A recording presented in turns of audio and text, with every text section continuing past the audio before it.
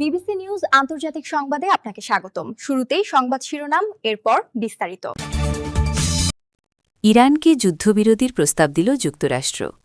Iran যুদ্ধ নিয়ে Trump প্রশাসনে ধাক্কা। চীন সফর বিলম্ব নিয়ে সমালোচনা, যা বললেন ট্রাম্প। ইরানে বিক্ষোভে ৪১,০০০ মানুষ নিহতের দাবি ট্রাম্পের। এতক্ষণ শুনছিলেন সংবাদ শিরোনাম, এখন বিস্তারিত। আপনি যদি মুসলিমদের পাশে থাকতে চান তাহলে ভিডিওতে লাইক করে চ্যানেলটি অবশ্যই সাবস্ক্রাইব করে দিবেন এবং কমেন্টে জানিয়ে দিবেন আপনার মূল্যবান মতামত। এখন বিস্তারিত। ইরানকে যুদ্ধবিরতির প্রস্তাব দিল যুক্তরাষ্ট্র। যুক্তরাষ্ট্র যুদ্ধবিরতির প্রস্তাব দিয়েছে বলে জানিয়েছে ইরান, তবে তা প্রত্যাখ্যান করেছেন দেশটির সর্বোচ্চ নেতা আয়াতুল্লাহ মোস্তফা খামেনি। দেশটির একজন শীর্ষ কর্মকর্তার বরাত দিয়ে মঙ্গলবার ১৭ মার্চ রয়টার্স জানিয়েছে, মধ্যস্থতাকারী দুটি দেশের মাধ্যমে পাঠানো যুক্তরাষ্ট্রের সঙ্গে উত্তেজনা কমানো বা যুদ্ধবিরতিতে সম্মত হওয়ার প্রস্তাব প্রত্যাখ্যান করেছেন খামেনি।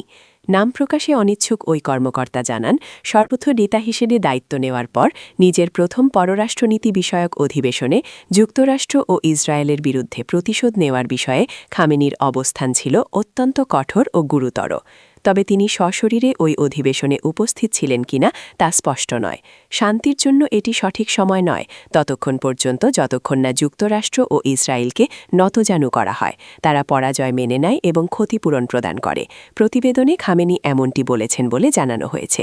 ইরানের রাষ্ট্রীয় শান্তি বিষয়ে সর্বোচ্চ নেতাই চূড়ান্ত সিদ্ধান্তের অধিকারী, তবে তার বাবা সাবেক সর্বোচ্চ নেতা আয়াতুল্লাহ আলী খামেনির স্থলাভিষিক্ত হওয়ার পর থেকে মোস্তফা খামেনির কোনো নতুন ছবি প্রকাশ করা হয়নি।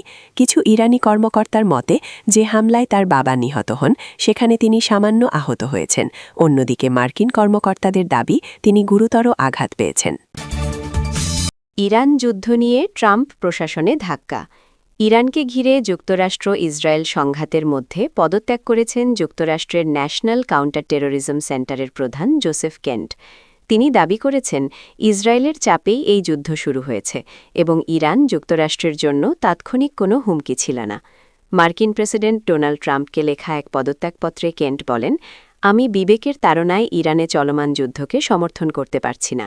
ইরান আমাদের দেশের জন্য কোনো আসন্ন হুমকি ছিল না এবং স্পষ্ট যে ইসরায়েল ও তাদের শক্তিশালী মার্কিন লবির চাপে আমরা এই যুদ্ধে জড়িয়েছি। পদত্যাগপত্রটি তিনি সামাজিক যোগাযোগ মাধ্যম এক্সে প্রকাশ করেন। কেন্ট আরও অভিযোগ করেন, ট্রাম্প প্রশাসনের শুরুর দিকেই ইসরায়েল শীর্ষ কর্মকারেরা এবং মার্কিন গণমাধ্যমের প্রভাবশালী কিছু অংশ ভুল তথ্য ছড়িয়ে আমেরিকা ফার্স্ট নীতিকে দুর্বল করে দেয় এবং ইরানের বিরুদ্ধে যুদ্ধের পক্ষে জনমত তৈরি করে। চীন সফর বিলম্ব নিয়ে সমালোচনা, যা বললেন ট্রাম্প। মার্কিন প্রেসিডেন্ট ডোনাল্ড ট্রাম্প বলেছেন, ইরান যুদ্ধের কারণে মার্চের শেষ দিকে তার নির্ধারিত চীন সফর তিনি প্রায় ১ মাস পিছিয়ে দেওয়ার পরিকল্পনা করছেন। সোমবার তিনি বলেন, বিষয়টি খুবই সোজা, এখন একটি যুদ্ধ চলছে, আমার এখানে থাকা গুরুত্বপূর্ণ। তিনি আরও জোর দিয়ে বলেন, এতে এখানে কোনো কৌশল নেই এবং তিনি চীনের প্রেসিডেন্ট শি জিনপিংয়ের সঙ্গে দেখা করার অপেক্ষায় আছেন। এর একদিন আগেই যুক্তরাষ্ট্রের ফিনান্সিয়াল টাইমসকে তিনি বলেছিলেন, চীন যদি উপসাগরীয় অঞ্চলের জ্বালানি পরিবহনের জন্য অত্যন্ত গুরুত্বপূর্ণ হরমুজ প্রণালী দিয়ে জাহাজ চলাচল স্বাভাবিক করতে সহায়তা না করে তাহলে তিনি বৈঠকটি স্থগিত করতে পারেন। ইরান যুদ্ধকে কেন্দ্র করে বিশ্বের ২ বৃহৎ অর্থনীতির মধ্যে উত্তেজনা বেড়েছে। ইরানের জ্বালানি রপ্তানির বড় ক্রেতা চীন এবং দেশটি ইরানে যুক্তরাষ্ট্র ও ইসরায়েলের হামলার সমালোচনা করেছে। এদিকে গত ফেব্রুয়ারিতে ট্রাম্পের শুল্ক নীতি সুপ্রিম কোর্ট বাতিল করার পর যুক্তরাষ্ট্র চীনসহ কয়েকটি দেশের বাণিজ্য নীতি তদন্ত করার ঘোষণা দেয়। ইরানে বিক্ষোভে ৪১,০০০ মানুষ নিহতের দাবি ট্রাম্পের। গণহত্যাকারী ইসরায়েল ও তাদের সহযোগী যুক্তরাষ্ট্রের যৌথ আগ্রাসনের সমুচিত জবাব দিয়ে যাচ্ছে ইরান।